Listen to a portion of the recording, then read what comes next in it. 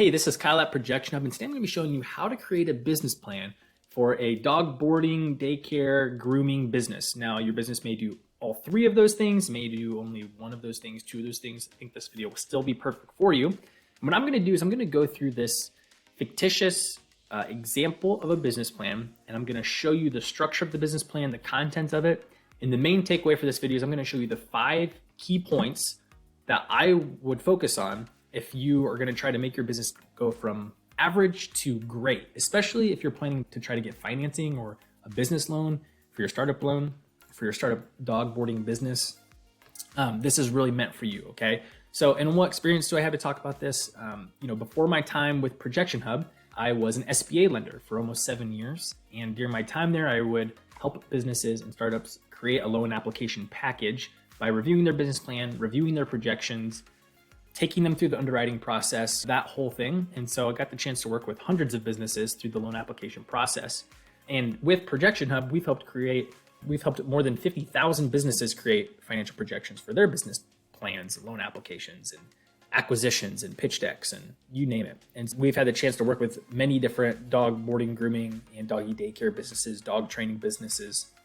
And so this video, I'm just going to take you through this free template. This is available in the description down below. You can grab it, get your own copy, follow it, fill it out, and I'm just going to give you some pointers through the whole thing, and then really focus on when I get to the areas of those 5 key points. I'll stop, take a little bit extra time, do some demonstration for you, and try to give you as much advice as I can think of as I'm going through this process. So if at any point you like the video or you find it helpful, give the video a thumbs up, consider subscribing to the channel. That really helps us. But yeah, without further ado, let's go ahead and jump in. Okay, why do you need a business plan? Because somebody asked you for it, right? I know that's really the main reason why you're probably putting together a business plan, but why is it actually important? Now, the purpose of your business plan, just to make sure that you're aware of this, is it's not to educate the reader on what your business actually does, or at least the industry. You don't have to do that part of it. We want to demonstrate as distinctly as possible your specific plan to go from where you are today to what we consider to be successful. And in the eyes of a lender, successful would be profitable for long enough to repay your loan. If that's a 5-year loan, 7-year loan, 10-year loan, they want to see that your business has some longevity to it. And so the way we take an average business plan to make it great is we get really specific about the evidence that's going to support the fact that our plan is accessible, it's achievable, it's likely. If we can leave the lender feeling like, wow, this feels like a probable success, that's a win, okay? All right, so let's go ahead and get started here. First, let's take some time to talk about the table of contents. Just to point out, we're only looking at 20 pages here, okay? A very common misconception with business plans is that people think that they need to be really long to be good. And I think that the opposite is actually true. Now, you don't want to be really short, that can hurt you. But when I was a lender, when someone would turn into me a 50-page plus business plan, there's no way that we are reading that whole thing. We're going to skim it. And that means if you have important information that's spread out over 50 plus pages, some of that information is going to get missed, and that might hurt you in the application process. And so if you need to write that long of a business plan to get all of your ideas down on paper, please do that as an exercise. But what you provide to a lender should be a refined version of that. Okay. You don't need to overshare on some of those details. And we want our 15 to 20 page business plan to be jam-packed with important information. The other thing I'll point out is the financial projections are almost half of this business plan. Those are by far the most important part of your business plan. I'm not just saying that because we're ProjectionHub. Again, when I was a lender, we would review the business plan maybe once, maybe twice. We would review the projections a lot of times, and that's what the underwriting team is really going to be focused on. So as we dig into this a little bit more, again, there's going to be those 5 key points. It'll take a little bit to get to the first one, but then once we get to them, we'll get through all 5 pretty quickly. So first up is the executive summary. I want you to think about this section as a cover letter for a job, like a resume for a job application. This is just going to be a kind of a quick summary of a few key components of the business plan. Some things that stick out to me about this example one is when it comes to goals, make sure they're specific goals, right?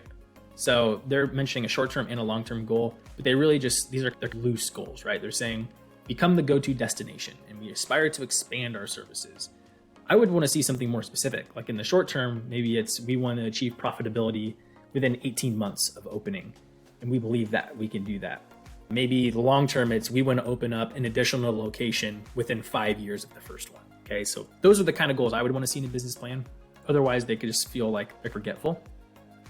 The one thing that I think you could add to your executive summary that's not in this one is you could add like a little financial summary. You could have your total startup costs, how much financing you're going to be seeking, when you estimate to break even, maybe estimated or projected annual revenue for the first year or two. Those could be things you can think about including in there. Okay, your company description is a little bit just of an extension of the executive summary. You can talk more about the business itself. Key point number 3, when we get to it, this could be a section where you include it. That's going to be talking about relevant experience. You could put that here, but you could also put it down where we're going to talk about it in point 3. The last thing I'll mention about this section is, or 2 things really. 1, the unique selling proposition. Don't include this if you don't actually have a unique selling proposition. And a unique selling proposition is you actually have a secret sauce or competitive advantage that actually gives you an advantage. If you're just saying we have the best customer service, I wouldn't even include that, because that's not actually a selling point and it makes it sound like you don't have anything that makes you stand apart. So you're better off not including it at all. But if you do actually have something, maybe that's you groom a very specific type of animal that it's hard to find grooming for, or maybe you board a type of animal that, doesn't have boarding, or maybe you also offer vet services or something like that, that sets you apart, include that there. And then in target market, like I know this business plan represents like an amalgamation of a bunch of different pet services. But if you're just like one slice of that, like you're just a doggy daycare or you're just a groomer, then obviously tweak your target market to reflect that. Okay, market analysis. And this section will bring us to our first key point at the end of it. But the job of the market analysis is to start to craft and demonstrate to the lender that there's actually room in your local market competitive landscape for you and what you're going to do to compete in that market. So avoid the Shark Tank approach of painting the industry to be this massive pie, and if you just get a little piece of it, you'll be successful.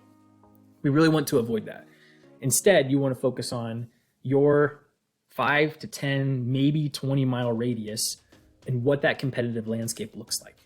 Speaking from experience as a pet owner, I've had to drive 10 miles to find reliable boarding services or grooming services for my dog.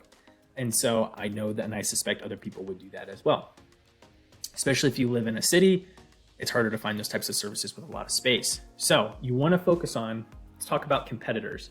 You should know every single competitor that exists in that 5, 10, 20 mile radius. And you should list the top 3 to 5 most relevant. So probably by proximity, or if they offer the exact same services that overlap with you, and then list them. List who they are, list a little bit about them, what they do really well, what sets them apart, what they do poorly, and there's an opportunity for you to take some of their business. If they have, maybe there's only one dog boarder in town and they have terrible reviews, that's a really good opportunity for you. So mention that, right? You're like, we'll be the second boarder in town, and we're going to really focus on offering the absolute best customer service and doing these things that people really dislike about this other place. Okay, so that's a good example. We want to use this section to paint a picture, an accurate picture of the competitive landscape in the market where we're trying to open. So key point number 1 is all those things I just talked about and the things that are listed here, you should make sure you update that to match your business. But we really want to demonstrate with evidence, if possible, that there is an actual market present. Now, there are 2 ways to do this. Part 1 is to demonstrate supply, which is what we just talked about. Do research on the competitor landscape, thorough analysis of existing competitors, identify their strengths, weaknesses, pricing strategies, customer reviews, etc., etc. Okay, we're trying to figure out, is the market oversaturated? If it is oversaturated, what are the cracks? And that's probably going to be the weaknesses of your competitors. If there's just not enough people serving that area, then there you go. That's the supply that gives you the market opportunity. So we've already talked about the supply. That's only one half of the equation. The second half, and let's use example 4. We want to try to demonstrate demand. Okay, so an easy way to do this, a free way to do this, is a quick tip. You can go to Google AdWords and create a free account. Once you do that, you can come in and use the Google Keyword Planner tool. This allows you to simulate and see how often are people searching specific things within a location, okay? So I've sent my location to Fishers, Indiana. That's like a suburb an affluent suburb just outside of Indianapolis, because I didn't want to do the whole city. That would be an unrealistic picture. But anyone living in Fishers, let's say, could be a good customer for my business. And then I want to see how often are people searching for pet boarding near me, pet grooming near me, pet training near me. If you're only going to specialize in dogs, you can change your search there. If you're only going to specialize in cats, I don't know if people specialize versus, excuse me, one or the other, but that's a way you can drill into that a little more. And it's going to show us a few really helpful things. One, it's going to show us more specific searches, right? If there's specific types of services we want to be findable for, you can see trend data with that. You can see how often that's being searched. But the most important thing, I believe, is this 3-month and year-over-year, particularly this year-over-year change one. Okay, this is going to represent this time right now, this year, compared to last year. Is there more or less searches for that? Or even it's just might be the year as a whole to see if there's growth in that, okay? So if we want to see positive growth there, because that would be an indication that more people are searching for related services than they were last year, and that would be an indication for demand. Now, again, that's not a representative of supply. We already talked about how we can identify that. This would be trying to demonstrate demand. Now, you can see in my target area, we see a decrease in a lot of these things: dog grooming, dog clipping, dog pet grooming, right? There's a decrease in those, where this gets a little confusing as we see groomers near me, dog bathing services near me, grooming close to me, pet daycare, animal boarding near me. Some of those are up. So there's a little bit of a mixed bag there, a little bit unclear, but I would tend to say that it doesn't look like it's growing a whole lot. Okay, so I need to pivot a little bit my business plan to say the demand is either maybe flat or decreasing a little bit. So we have to be prepared to compete with the people, that amount of demand that already exists. It's not necessarily growing year over year. Okay, but in your area, that might be different. The trends might be different, but this is just a quick way, like grab screenshots. So all these things I've talked about in key point 1, or in the supply and the demand, add that into your business plan. That really levels it up, that you're actually showing evidence and doing some research rather than just saying like, yeah, there's a market. Hopefully that makes sense. Okay, moving along. Marketing and sales strategy, and key point number 2 will be in this section. So first, you're going to outline specifically what your products and services are, and then also what you're charging for each of those products and services. Okay, so you can put your whole menu list of offerings there. Then you're going to talk about your sales strategy, which is probably, we're going to have a website, people can sign up, we'll be active on social media, people will come in, walk-ins available, you can make appointments, yada, yada, yada. It's like nothing rocket science, okay? Just make sure you do this, fill this out. That's the minimum lift.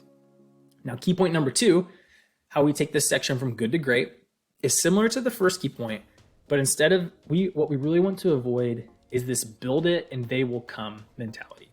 We want to go above and beyond, and we want to demonstrate what's called traction. Traction is the proof of momentum, right? It's not just we're going to open our doors and then just hope and pray people are going to show up. We're going to do the work to increase the likelihood of us being successful. The 2 best versions of traction, or 2 best examples of traction, are 1, pre-launch revenue, pre-launch sales, pre-launch income. Second example is names on a list, interested people. Okay, so an example of pre-launch revenue could be, let's do this example. Maybe you do dog grooming on the side, okay? And maybe you get on a platform like Rover or something like that. And so you board a few dogs at your house and you start getting some regular customers and clients on the side. Okay, so you're grooming, maybe you go to someone's house, maybe you do it at your house. Even if you have a full-time job, maybe you do this on the weekends, you keep dogs at your house when people go on vacations, but like start charging for that through some official services. Because if you can say, and maybe you build up a recurring clientele business, or 10 clients that regularly use you for both of these, you can include that in your business plan. You can say, for the last 18 months, I've grown to a list of 10 or 15 clients that use these services, and they've said they would gladly follow me to use my services at our new facility if we opened it up. That is better than nothing. You're not starting with 0. A second thing you could do, you could do both of these things, but if you don't do it on the side first, another example could be create a VIP Founders Club where you can go around and collect signups from interested people to receive a discounted rate for the first year with their name on the wall if they sign up before launch, and then use your services within the first month of opening.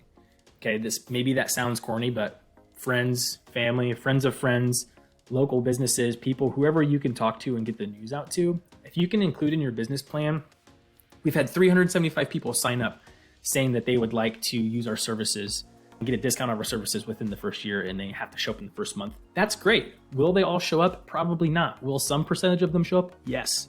And that is better than zero. And that also proves to your lender that you have hustle, you have grit, you're very committed to making this work, and that can go a long way. So those are the types of examples that take an average business plan to taking it up a notch, right? And you want to make sure you point out those sections to your loan officer that you've done those things, and that it's a great indicator. So hopefully that helps there. All right, moving along to operations and management. Here you get into talking just a little bit more about the logistics of the business. Maybe you could talk about the facility here a little bit, what type of facilities and amenities you'll actually offer the pets, how you're going to find and hire people, workflow, service management. So maybe you're going to use a software to manage a lot of different things, and the boarding systems are you going to use, how you're going to manage relationships. This talks about a CRM system to manage the customer's relationship. That's all great. You should include all of those things. One key point you want to make sure you cover, which I had mentioned, you can put it here, or you could also put it up in the company description, and that is covering relevant industry experience. The goal is we want to make sure the lender has no doubt or concern that you know what you're getting yourself into and that you know what you're doing. Okay, so if you alone as the sole founder have all of the experience necessary and the skill set necessary to pull this off, great. Okay, so maybe you've managed people, you know how to groom, you've handled all the systems before, you've done advertising before, whatever, you name it, list every single thing you can about your experience that would be applicable to all the different things that would be needed of you. If there's any gaps or blind spots in your experience, make sure you supplement that with either partners in the business, co-founder. If you want to be sole owner, then maybe that could be key employees that you have committed beforehand and what experience and tasks they will be taking on to help you do that. One example of this would be oftentimes when I was a lender, somebody would have a long career doing one thing and then they would decide to start a business doing something seemingly unrelated. For example, maybe someone had a 10-year career in marketing and now they wanted to open up a dog boarding grooming shop.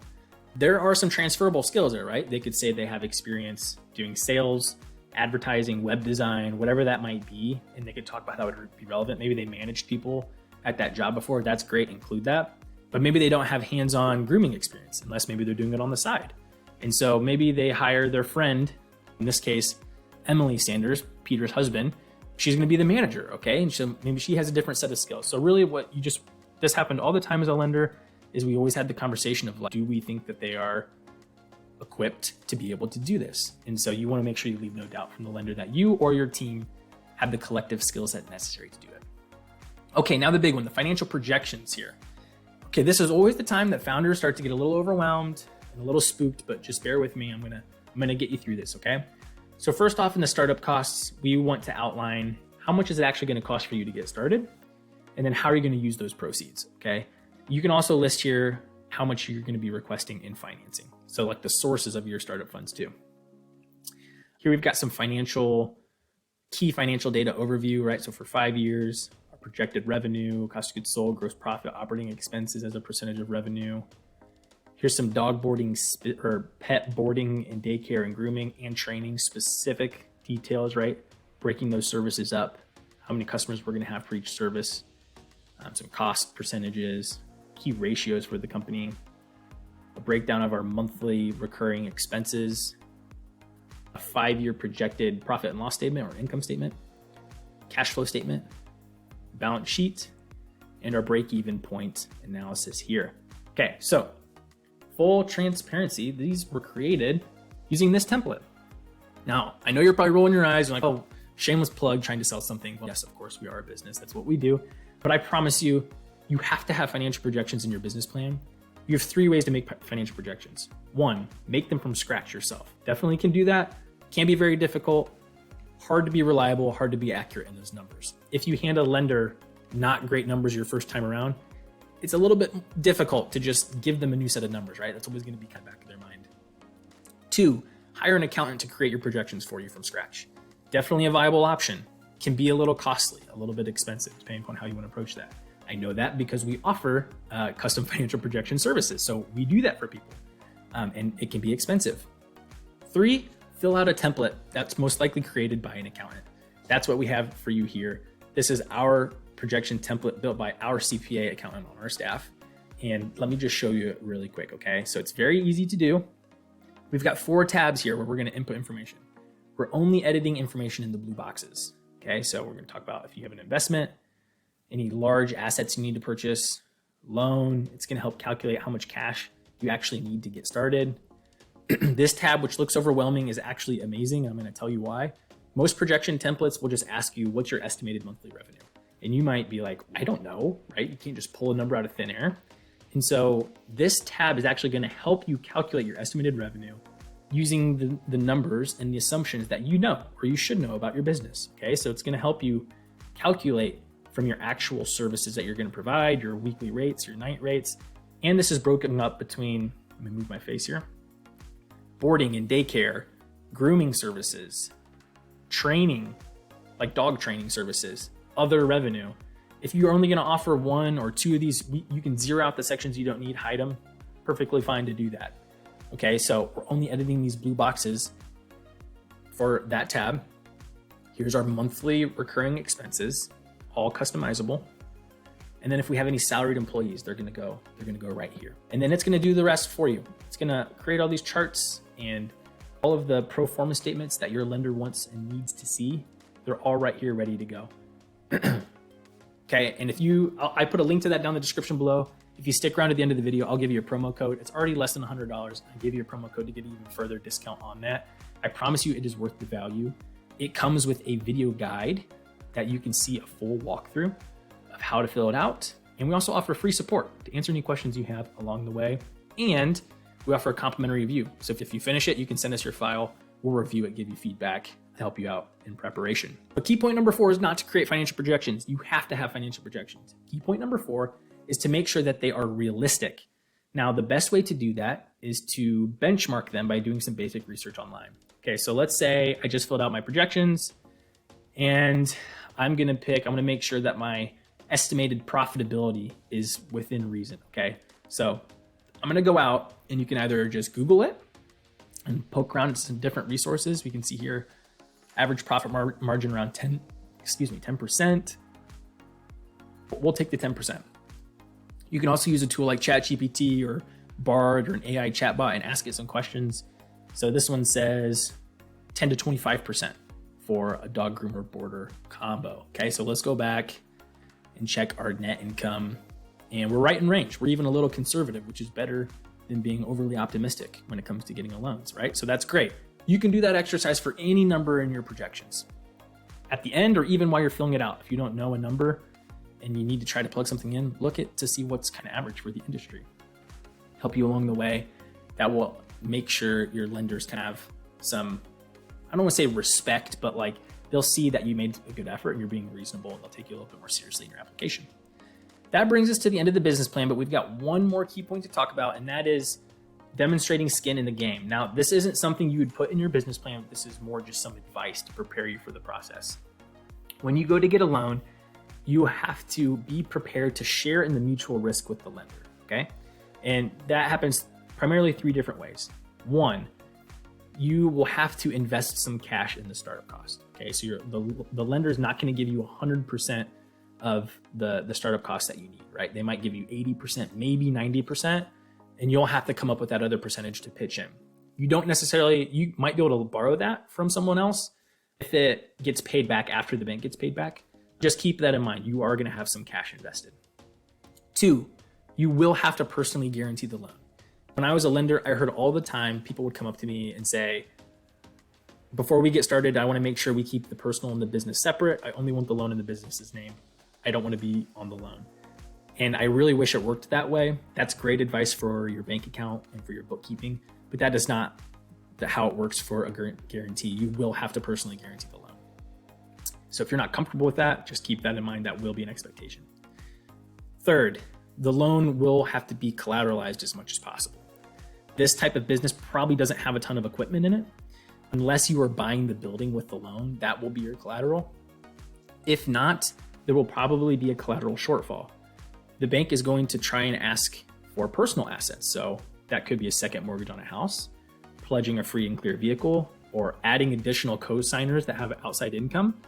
All of those are uncomfortable things.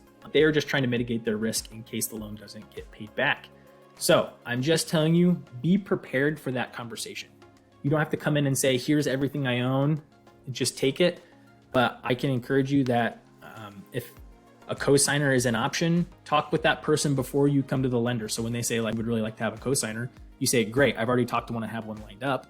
You can be prepared for that. Or talk with your spouse about a second mortgage. Is that something you're comfortable doing? So again, I'm not telling you what you have to be able to get or what you have to be willing to give up. I'm just telling you, be prepared for that conversation because it's a lot of money. And so they want to mitigate their risk doing that. So that being said, let me grab you the promo code for the projection template if you're interested. It is right here, PH20BP will get you 20% off that template. Again, I told you it's already $100 or less. I can't remember the exact price of it because some of ours shipped around by $10 or so, but it's going to be worth the value. Free support, free review, a video guide that will help you out through the process. If you like the video, please give us a thumbs up. If you have any questions, contact us at support@projectionhub.com or leave a comment down below, and we will follow up with you as soon as we can. So with that, I wish you the best of luck, and we'll see you in the next one. Thanks.